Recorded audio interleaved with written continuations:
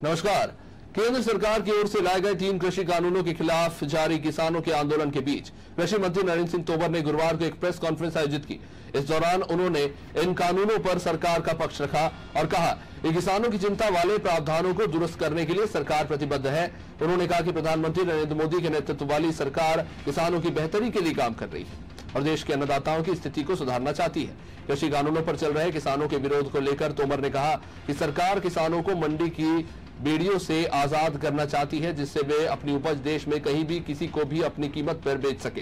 तोमर ने कहा कि हमने किसानों के पास एक प्रस्ताव भेजा था, वे चाहते थे कि कानून निरस्त कर दिया जाए। हम ये कह रहे हैं कि सरकार खुले दिमाग के साथ उन प्रावधानों पर बातचीत करने के लिए तैयार है जिन पर किसानों को आपत्ति है।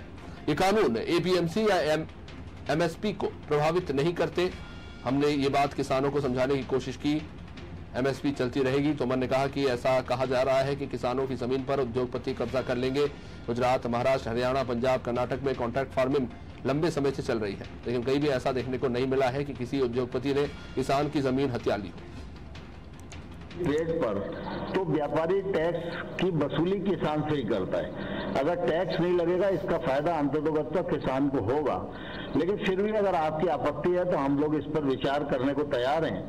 और इस आशंका पर हम लोगों ने प्रस्ताव दिया कि राज्य सरकार निजी मंडियों के रजिस्ट्रेशन की व्यवस्था भी लागू कर सकेगी और साथ ही ऐसी मंडियों पर राज्य सरकार जो मंडी के भीतर का टैक्स है उसके हिसाब से ही वो बाहर की प्राइवेट मंडी पर भी टैक्स लगा सकेगी।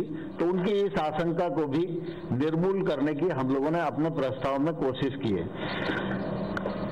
हमारे एक्ट में ये प्रावधान था कि पैन कार्ड से ही खरीद हो सकेगी। सरकार उस मामले में ये सोचती थी कि व्यापारी भी और किसान भी इंस्पेक्टर राज और लाइसेंसी राज से बच सकेंगे और थोड़ा खुला प्रावधान करना चाहिए जिससे हर चीज थोड़ी सी आसान हो जाए। लेकिन उन्हें ऐसा लगता था कि पैन कार्ड तो किसी पर भी होगा और कोई भी खरीद के भाग जाएगा, तो फिर ऐसी स्थिति में हम क्या कर पाएंगे।